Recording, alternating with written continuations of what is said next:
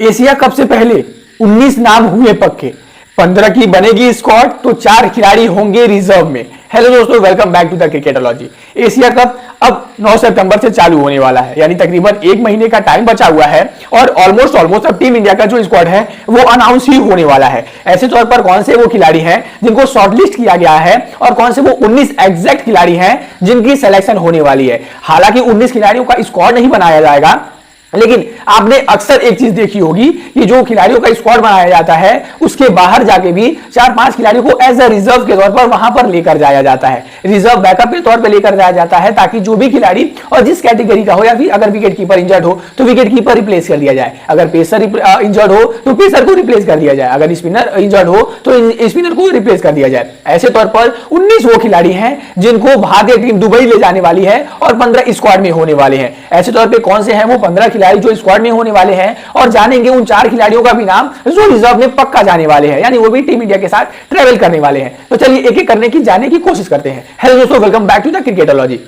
तो हमारे लिए इस बार का एशिया कप का जो चयन है वो काफी ज्यादा क्रिटिकल होने वाला है। क्रिटिकल इस वजह से होने वाला है कि अगर आप याद करो कि हमने भारतीय टीम के लिए T20I फॉर्मेट, इनफैक्ट अगर हम भारतीय टीम के लिए ODI फॉर्मेट ही अगर बातें करें कि पिछली बार हमने कब खेला था, तो वो हमारे लिए था फरवरी का मंथ, और ऑलमोस्ट अब हम आ चुके हैं 9वें मंथ में जब हमको एशिया कप खेलना है, यानी 5 से 6 महीने हो चुके हैं कि भारतीय टीम ने कोई भी अपनी व्हाइट बॉल श्रृंखला खेली ही नहीं है, चाहे वो एक दिवसीय यानी ODI हो या फिर वो अंतरराष्ट्रीय T20I हो यानी T20I हो। ऐसे तौर पर हमने कोई भी मुकाबला खेला ही नहीं है, इस वजह से ये हमारे लिए क्रिटिकल होने वाला है। हालांकि बीच में बांग्लादेश का जो टूर होता, अगर वहां पर हो जाता तो चीजें हमारे लिए काफी ज्यादा क्लियर हो जाती कि जिस खिलाड़ी ने परफॉर्म किया उसको आप टीम में रखो, जिसका परफॉर्मेंस थोड़ा सा भी नीचे है आप उसे टीम से बाहर कर सकते हो। ऐसे तौर पर उस टूर को हमने मिस किया, श्रीलंका के खिलाफ होने वाला था वो भी हमने मिस किया। अब हमें कहीं ना कहीं सीधा सीधा या तो हमें अपने खिलाड़ियों को पिछले जो फरवरी में हुआ था उसके बेस पर, या फिर अगर मैं बातें करूं तो IPL के ही बेस पर सिलेक्शन होगा, ये सबसे बड़ी बात है। जी हाँ, IPL के बेस पर क्यों? क्योंकि वो T20I फॉर्मेट में खेला जाता है। IPL एक बड़ा टूर्नामेंट है, हमने देखा है कि यहां से भारतीय टेस्ट टीम में लोग आ जाते हैं, तो वो तो T20I फॉर्मेट है, तो T20I में फिर क्यों ही ना होंगे। तो चलिए आप जानने की कोशिश करते हैं कौन से वो 15 खिलाड़ी जो स्क्वाड में आपको देखने को मिलेंगे।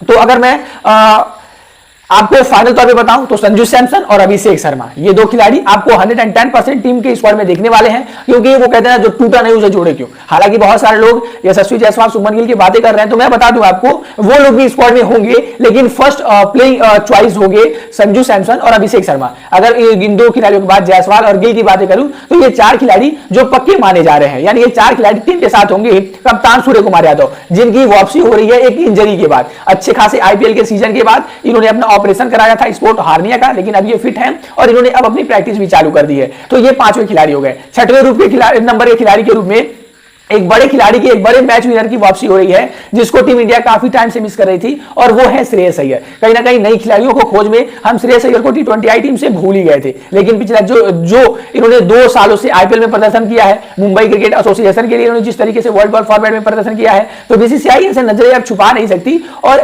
कहे तो 6वें खिलाड़ी के रूप में श्रेयस अय्यर की भी टीम में वापसी होने जा रही है, यानी ये 6 प्योर बल्लेबाज हो गए। वहीं पर अगर मैं बातें करूं तो 2 विकेट कीपर बल्लेबाजों के भी बारे में बातें की जा रही है। एक तो संजू सैमसन पहले हो ही गए, वहीं पर जो दूसरे विकेट कीपर बल्लेबाज के बारे में बातें की जा रही हैं, तो वो आपको 110% दिखने वाले हैं, यानी KL राहुल। बहुत सारे लोग कह रहे हैं कि KL राहुल की जगह ईशान किशन की जगह मिलनी चाहिए और जीतेश शर्मा को जगह मिलनी चाहिए, लेकिन मुझे लगता है क्योंकि ये टूर्नामेंट दुबई में होने वाला है, दुबई में चैंपियंस ट्रॉफी हुई थी, वहां पर KL राहुल का प्रदर्शन काफी बेटर रहा था, तो ऐसे तौर पर उस प्रीवियस ईयर के परफॉर्मेंस को लेकर कहीं ना कहीं KL राहुल के बारे में टीम इंडिया सोचेगी, क्योंकि इंग्लैंड का भी टूर उनके लिए काफी बेटर गया था। तो संजू सैमसन का साथ वो बखूबी दिखा सकते हैं। हालांकि ईशान किशन को as a backup wicket keeper के रूप में रखा जाएगा, यानी 9वें खिलाड़ी के रूप में रखा जाएगा।